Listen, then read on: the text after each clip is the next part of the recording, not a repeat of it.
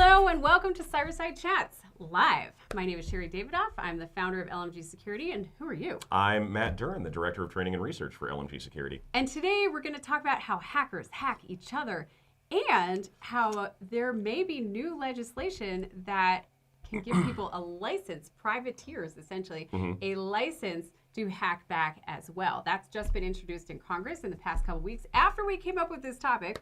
So that's kind of exciting. Like, timing was perfect on this. Timing was perfect. So it's not just about hackers hacking each other. It's about good guys. Are they even good guys? I think the word anti-hero comes to mind. Blurry. Like, think like Deadpool. Like, yeah. Okay. Let's talk a little bit about the letters of marque. So this was just introduced by a Republican senator from Arizona. Right. And when was the last time we even saw a letter of marque used? So I think there was an unofficial one that was released, I think it was during World War II, where a Goodyear blimp was used for surveillance. But it was not like officially a letter of marque. It was just kind of like sort of one. I mean, we're talking about like the American Revolution. Yeah, we're talking about like the War of 1812. It's the last time like an official letter of marque was French actually. Indian War. Yeah, stuff like that. Like 200 years ago. So is the last time. this enables privateers essentially to go after. It could enable privateers to go after cyber criminals. Right. And they could be authorized to recover stolen assets, to prevent future breaches, and defend critical infrastructure. So yeah, and I mean, kind of open-ended. As someone who has played a lot of Assassin's Creed Black Flag, you are a privateer in that game, and like it's bringing up like this image of pirates in my head. And pirates and privateers are not the same thing. They have a license. Yeah. But no, it's really interesting to think that like we could be movie coming up. Yeah, we could basically be authorized by the government at this point to go after hostile foreign cyber adversaries. Wow. And I mean, it includes things like, ransomware and identity theft and cryptocurrency theft and like the big kinds of cybercrime that we think about. And we'd be able, we get the question a lot when we're at conferences, like, why don't we hack back when we know, like, realistically where the adversaries are coming from and what they're doing? I get why they're doing this or why they suggested this, because let's face it, we're underfunded, we're outgunned. Sure. So I could see being like, hey, everybody, go for it. Oh man, Wild West though. Yeah, I mean the concern is like the cyber arms will only escalate the arms race. And then right before this, we were also talking about like how do these people get paid? Right, and again, we have to think back like 200 years ago to when privateers were actually still being used by governments, and what they would do was go after cargo ships or things like that, and they would loot the ship. They take the pirate booty. Yeah, they would take. Not pirates. They would plunder the booty at that point, and then they'd resell. And then they'd resell it, and they'd share it between the crew, and then whatever government was sanctioning them at that point, and. Yeah, I mean, what does this mean for hackers? Like, if you hack the hackers and the hackers have like a bunch of stolen credit card numbers, does that mean you get the stolen credit card numbers? Like, what does that mean? So we had Justin post in chat. This could open a completely new sector of cybersecurity if it isn't taken advantage of. Not going to hold my breath. That's a good point, Justin. But this could be huge. And I was just talking to our pen test team about this a little bit earlier today, and. I mean, the general idea in the offensive cybersecurity community is like this is kind of like the next level of bug bounties. Except this time we're not reporting the bounties. We're just going after whoever is vulnerable at that point. I have some concerns about this. The reason I've had concerns this whole time, and I have some colleagues that are very big on active defense, but so often hackers are coming through a middleman computer. That is owned by like a private company or just an innocent victim. And that's exactly what Tony just posted in the chat. Like, what if the attacking infrastructure is hosted on AWS or other cloud infrastructure? What do you do? How can you even tell if it's a foreign actor or not? I mean, let's face it. That's especially tough. with ChatGPT these days. It made me think of the North Korea case that we're about. Should we just jump ahead for a moment? Let's go. Let's jump ahead. Okay. So one of the reason we actually started down this path of talking about hacking the hackers is because North Korea's hacking group, what was it, Kimsuki? Kimsuki, yeah. Also known as just Kim, but yeah. Right. Got hacked. And a lot of sensitive information was dumped. And among the sensitive information that was dumped was the fact that the North Korean hackers are working 9 to 5. They're clocking in rigorously at 9. They're clocking out at 5. These are like standard. This is a workforce. Yeah, they're probably working. They're probably working out of an office building, and sure they probably do team building exercises, and they have management staff and everything. Like we know how this goes. But hackers aren't invincible. Because part of it, often I get the question of, okay, if you try to hack back, is that even going to work? And yes, the whole point is that hackers are not invincible and they do have vulnerabilities themselves. Mm-hmm. Do you want to tell us a little bit more about the North Korean case? Yeah, so with North Korea, they were taken down by a couple of hackers. Saber and Cyborg were the names, which, by the way, great hacker names. I absolutely love it. But they were taken offline because these two adversarial hackers did not like why the Kimsuki group was actually hacking. They figured they were doing it for all the wrong reasons. They said, you're not, what did they say? You're not actually hackers? This was revealed. Yeah. Okay, so this particular hack was revealed in Frack magazine during DEF CON. Yeah. And it seemed like it was really somebody who cares about the hacker community. And they had this, it was almost like a mini manifesto. You can find this whole thing online. Look at Frack magazine. We'll put it in the show notes. And it'll be published in our podcast. But you can see they're saying, like, yeah, you're not... Yeah, you're not like us. You're not like us. You don't really care. It was kind of amazing. It was kind of amazing. And yeah, the entire 8.9 gigabyte database is up on distributed denial of secrets. Like, anyone can freely go download it at this point. Like, we're going to have to run that through WormGPT and see what we can make with it. But it was definitely, it was very idealistic, it seemed like. I wonder if it was about money or if it was at least in part about principles. I think it was, I mean, the way they've advertised it, it seems like it was about principle at that point in time. They didn't appreciate that, this nation-state group, because Kimsuki is a state-sponsored hacking group. Right. They didn't appreciate, like, the way they were going about going after their targets and why they were going after their targets. They were doing it to support North Korea, not because they were, more... I guess hackery than they should have been. Do we know how North Korea got hacked? Was it a vulnerability or that one? I actually haven't been able to find the exact way they got in. But and we have a lot. We'll have to read it. We'll have to dig into this a little bit more because there was a lot of data. Well, I know they gained access to their infrastructure, so they had access into their Linux servers. They got out their phishing campaign builder application, all their tools, all their tools, all their instruction what sets. IP addresses they were coming from. Like a lot of the North Korean hacking infrastructure just has to be burned now. Basically. Yeah, exactly. Yeah, they're gonna have to rebuild at this point. It's compromised. And as defenders, that should inform us because you should right now be looking and making sure that you're tracking on, you're blacklisting the relevant IP addresses. You're looking for the indicators of compromise. I mean, basically, this was a huge dump of indicators of compromise that we know are related to a nation-state hacker. Oh, yeah, no, and you can be assured that, Palo Alto and Cisco and other companies like that are going to be automatically integrating these TTPs into their firewall defense rules and into their security software. I mean, this is a huge boon for security companies at this point. Plus, we get that peek behind the curtain as to how they actually operate, and that's a mystery in a lot of cases. Like with the Conti Act, which we'll talk about here in a second, like when we get a look at their playbook, from a defensive standpoint, that makes things so much more streamlined in, if not stopping the attacks before they start, at least being able to stop them quickly once they do begin. So yeah, again, huge benefit. Well, yeah, I think you pointed out that it's very rare for us to get this window into the operations of a nation-state actor. And I don't know about you, I've been wondering ever since the Sony incident, when supposedly North Korea hacked into Sony, like, wow. The Guardians of Peace, is that who that was? Yeah, that was like their breakout role as a hacker gang. Like poof, North Korea is on the world stage and suddenly well known for hacking. And I was like, wow, what kind of infrastructure do they have? And all because of a James Franco movie. Right. Yeah. Well, that's a topic for another day. That is, yeah. Okay, you want to talk Conti? Yeah, let's talk Conti. All right, another group of hackers that hacked hackers. Yeah, hackers. Well, hackers that hacked themselves. They hacked themselves, realistically. So with Conti, I mean, and this is a case study that we go through in our ransomware class, and I think we cover it in our cyber first responder class too, because there's a couple of different hacks of the Conti infrastructure that ironically were both internal. Like they were both Conti affiliates that decided to move forward. The first one was a Conti affiliate who apparently had not been paid for the attacks they had undertaken, and they got a little upset about that, and that was the one where they leaked like the Conti playbook and all their cryptocurrency addresses and internal chat logs and things like that. And the Conti playbook was... We got a copy of it. Oh yeah, we have a and copy of it. And like step by step by step. Oh, no, we talk about it in class. Like, realistically, I could probably give that playbook to a junior pen tester, and they'd probably be able to take an organization out. Like, it's very detailed. The tools are all included. Instructions on how to use them are all there. Like, it gives you the roadmap on how to hack a company. Plus, it tells you what to look for when you're in the environment. So looking for like insurance documentation and health data. That was in the playbook. Look for insurance documentation. Yeah, and that was amazing to me because it means that they're paying attention to like what coverage limits look like for setting a ransom. We kind of knew they were doing that already, but this was like concrete proof they're actually doing it. Well, you know, it's funny. I'm not sure that we as defenders pay enough attention to the documents that are leaked from hacking gangs. Because if you go and read through the Conti playbook, there are specific takeaways where you're like, oh, now that I know their tactics, I might want to invest more resources here, here, and here, you know, locking down insurance policies and things like that. So I think one of the benefits of hackers hacking each other is that we can learn from those leaks. I think that's really important. You can, yeah.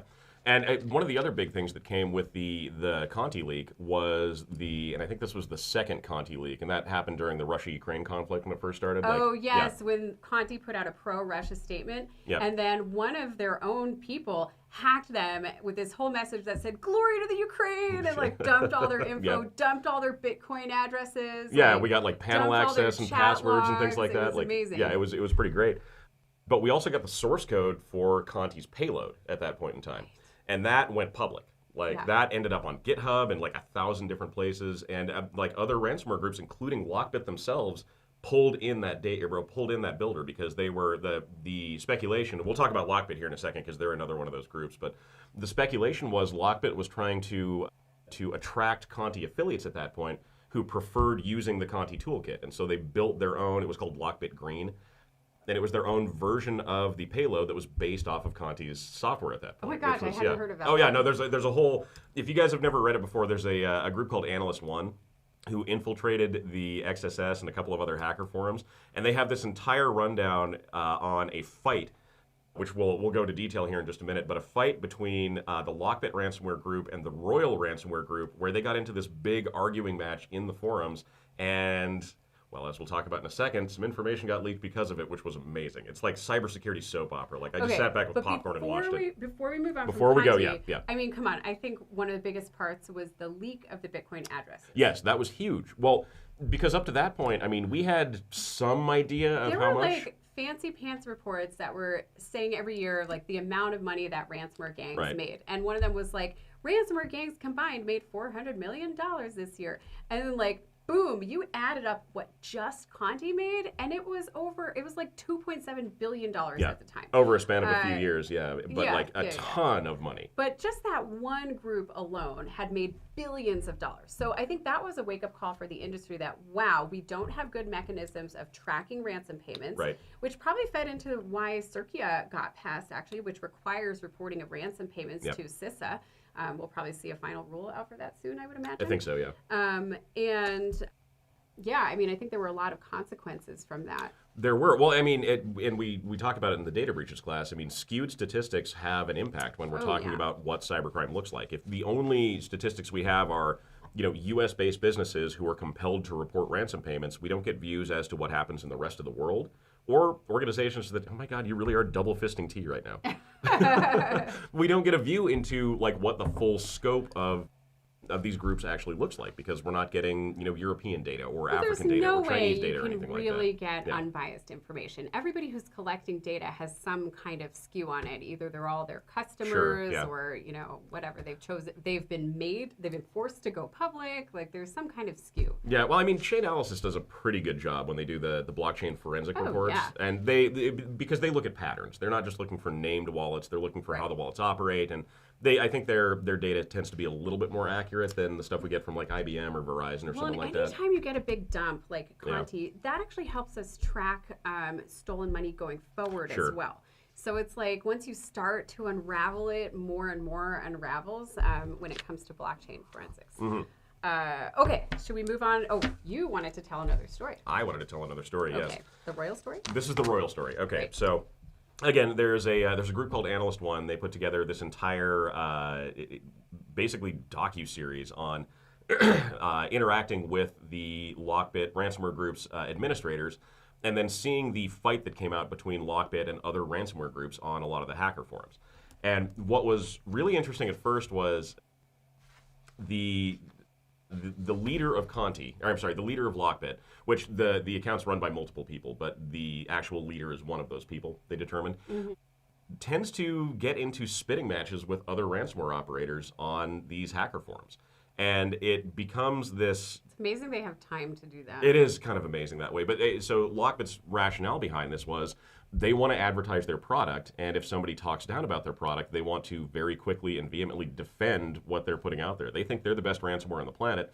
They even have some metrics behind it to kind of prove that they're telling the truth, at least software-wise. But they got into a big fight with, so it was the LockBit supervisor. LockBit Soup is the name of the account. And they got into this big public match with an operator named Batty, who was supposedly the leader of the Royal ransomware group. And Royal is a Conti offshoot. There's been a bunch of studies done that show the similarities between the ransomware they use, the tactics they use. So like when Conti broke up, Royal was one of the bigger groups that kind of came out of that. But well, sometimes it's a little fuzzy. It is a little fuzzy, yeah. But that's the speculation, is that the leader of Royal was also one of the head people for Conti, and it went through and created this new group. But they ended up, by the time it was all said and done, they ended up doxing each other. So we actually got like the names and passport IDs and photos and a bunch of other personal information about some of the upper level members of this group, and it happened because they were in a fight. Right. And I tell you, it's an escalation. It totally is, yeah. It's just boom, boom, boom. No, it's amazing. And yeah, so we also got word that LockBit was co-opting Conti's ransomware source code at that point. And yeah, I mean, it was, again, cybersecurity soap opera. Like, it was amazing. LockBit was the one that advertised their speed, wasn't it? Yes. They like had stats that showed they encrypted faster than anybody else. Yeah, no, they have a full, I think they actually still have it on their website if you dig deep enough into it, but they had a full matrices put together that showed their ransomware encrypting 50 gigabytes, 150 gigabytes, 250 gigabytes, how fast it ran. Malvertising. Yeah, the kind of, I guess, underlying structure behind how they go about encryption, and then they had themselves ranked against other ransomware binaries. And yeah, like they had Black Bosta on there, they had Conti, they had Royal, and they were showcasing that they were like 10 times faster encrypting. And there were a few ways they did that. One of them was the intermittent encryption scheme that we've talked about before, where they don't actually encrypt the whole file, they just do like little chunks of it, which for all intents and purposes accomplishes the same thing. But yeah, it was interesting. Like that is their advertisement, their marketing at that point. So how does this relate to what happened in May? Their affiliate panel. When their affiliate panel got hacked, yeah. So wasn't that a PHP vulnerability? That was a vulnerability in their system, yes. Yeah. But what was amazing there was, I mean, yeah, we saw them get doxxed. We've seen information leaks come out about them before, but we've never actually seen their infrastructure get like legitimately hacked. Well, I thought that was really interesting because you hear about it happening all the time, but it's rare to see it play out publicly. Right. Where they create their own software, there's a vulnerability in their software, they get owned, and somebody dumps information about the web server itself and all the internal infrastructure, the affiliate panels. And so we got not just information about the infrastructure itself, also negotiations, the frequency of payment, how large the payments were. And again, it was just an affiliate panel. They came out with a PR statement and downplayed it. Oh, yeah. But it was still fascinating to get that window. It was, yeah. And I mean, again, we got access to like what it looks like to be a LockBit affiliate at that point. We could see what they see. We can see their builder, like how they actually put together their campaigns. There was, a lot of actionable information there. Even hackers have software vulnerabilities. And we learned from Conti that even hackers have to worry about insider threats. And I would think hackers probably have to worry about that a little bit more at that point. Well, but, yeah. Okay, so when we were teaching this past week, when you look at the dark web, you can see that they advertise security tools certainly more than we see on the legitimate web. Like they are using PGP. They were using multi-factor authentication far earlier and more consistently than we were on the legitimate web. And I think because they know what other hackers are capable of and nobody trusts anybody. Yeah. Well, I mean, even some of the marketplaces, like the CAPTCHAs that we have to go through on the dark web are ridiculous. It's not like click to identify a bike or something like that. I mean, they will ask you to like take the URL of the actual Onion page that you're on and like pull specific 3-character sets out of it. 1, to verify that you're at the right site and not at a phishing website. And 2, like that becomes the CAPTCHA, and it's all timed, and because it's on the dark web, it's really slow and clunky. And they know that people are going to do it because they have a captive audience. Where else are you going to buy stolen credit card numbers other than the dark web? Yeah, exactly. Yeah. Wow. All right. Well, anyway, the bottom line is that hackers hack each other, and we can learn a lot from that about their techniques, about their processes. Should we wrap up and do our key takeaways and then take some questions? Sure, I'd love to, yeah. Okay, my number one key takeaway is don't mythologize, is that the right way to put it? Yeah. Adversaries. So they're not invincible. They are vulnerable just like everybody else, and they can be hacked using software exploits, using insider threats, phishing attacks, things like that. So they do have vulnerabilities, and that means that we can learn from them. Yeah. Next up, we want to make sure that we are investing in some visibility at this point. I mean, hacker exposures happen, and a lot of times it happens because of the same reasons we see enterprise networks get hacked. It's, a bad password or insider theft or something like that. And so making sure that you can detect if something like that is happening in your network is key to not allowing it to become a much bigger problem at that point. If you can stop it early, if you can stop before data gets out the door, then we're all going to be in better shape at that point. And I hate to give the same advice to hackers, but it's kind of where we're at this point. Yeah. Well, along those lines, monitor for insider threats. Yeah, that's a big one. I think that's becoming more and more important. Last week we talked about remote work and why that's an issue, because you have to watch for deep fake employees and things like that. So definitely watch for insider threats, whether it's disgruntled employees or maybe folks that you didn't expect to be there in the first place.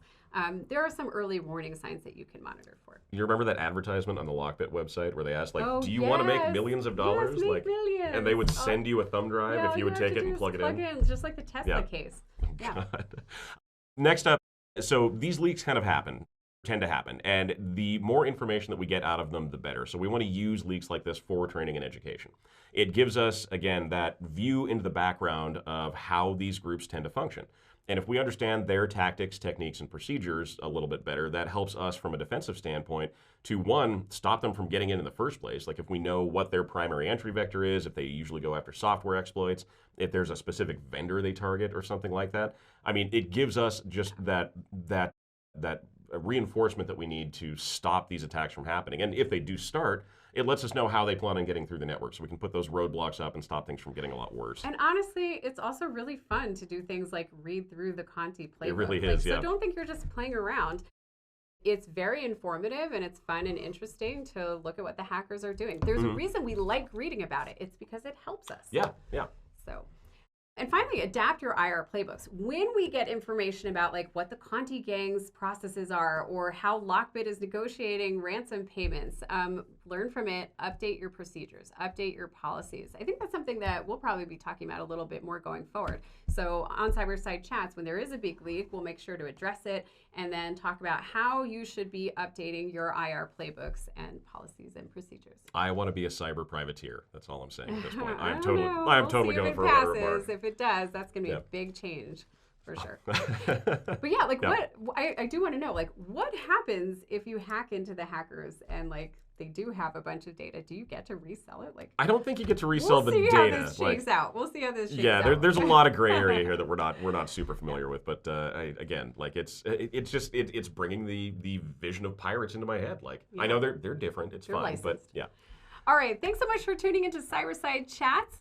We will be back next week. Please like and subscribe. And for those of you that are tuning in live, we will pause here and take questions and hang out for a little bit. Yeah, we've got a couple of questions up in the panel here. Awesome. And both of them are from Loretta, so thanks, Loretta. First one, how do supposedly smart hackers get hacked? You would think they have closed any vulnerabilities. Do you know if any were hacked by phishing? Okay, yes. Hackers get hacked in every way you can think of and more. Often it's also downloading utilities. Do you remember that ransomware case where we were examining the ransomware sample in the laboratory, and the author of the ransomware had put a backdoor in so that the person that bought it, or it was the decryptor tool. Yeah, it was the decryptor tool. Tell them about that. So it was I don't remember the strain of ransomware right off the top of my head, but when we get decryptors for people, the very first thing we do is sandbox the decryptor, because you're buying software from a hacker, you can't trust it. Right. And so we ran a decryptor through a sandbox, and it turned out there was a remote access Trojan that was built into the decryptor. Right. So you would decrypt all your files, and you'd get all your stuff back, and you'd get your network back up and going, but now there's this back door open for the author of the ransomware not the person who actually hacked you, but the author of the ransomware to either come back in and ransom you again or to sell that access off to a different person. So yeah, I mean, there's a lot of potential for misuse of those tools In out there. addition to the ways we've already talked about, I think infected apps on the dark web are actually a really big way that people get hacked. Well, you were talking about security on the dark web earlier, and that's one of the things that they really they warn you about when you're buying tools on the dark web. Like, be careful, because you don't know where this is actually coming from, and you don't know what it's actually going to do. So yeah. But as far as hackers getting hacked, I mean, you might think that they'd be a little bit more on the ball about patching and security updates and things like that, but they're just like everyone else. They miss patches. They, fail to install them correctly. Right. They leave vulnerabilities open. They may not even know they have a vulnerability at that point. Or sometimes they've taken over somebody else's computer and they just don't care that much. Like, one thing, when people pay to not have data leaked, one of the things that often comes to my mind is how well were they securing the data they stole to begin with, So they get hacked, and when they've taken over other people's infrastructure, they get hacked as well. Yeah, Tony put it in the chat, the same way smart thieves get caught. They always make a mistake somewhere, and that tends to be the case, which is kind of interesting. Yeah. The second question we have from Loretta, and Loretta, thank you for the questions. This is great. So are there any sites out there that announce the latest hacker activity? For example, Down Detector is good for finding out if a service or website is down. Yes, there are several that I usually go for. Some of the bigger ones that we tend to just look at, that I look at on a daily basis, are like Bleeping Computer. I was about to say Bleeping Computer is so on it. They often have that technical detail, like a screenshot or something like that. But yeah, the Wall Street Journal's cyber section, there's Zednet, like there's other ones out there. What was the one you were just looking at, that data breaches site? Oh, Distributed Denial of Secrets. Yes. Distributed Denial of Secrets. Yeah, they will take data breaches like the North Korean Kimsuki group, and they'll post the files. So if you go onto that website right now, you can actually get a link to all the files that were stolen from the Kim group. And you can freely download and run them through, say, WormGPT or something like that, and see what kind of data product we can make. Don't give away all our ideas. Okay. Next question. I think that was all for the questions in the actual chat. We did have a couple from earlier that I wanted to hit. These were submitted by users when we started the registration for the podcast. The first one is, I mean, what does this mean for security companies, like the ones that many of us are working to protect? Does this make these attackers weaker with the potential looming threat of cyber privateers now starting to come after them? Oh, man. I mean, that's a good question. One question is, who will become the cyber privateers? And I'm guessing a lot of them were probably gray hat hackers anyway. Sure, yeah. So this might be a way to legitimize otherwise black hat operations, How do you tell the difference between white hat and black hat hackers when you're issuing your privateer license? And it's interesting to think about, too. I mean, we get this question a lot when we do conferences, like, why don't we hack back?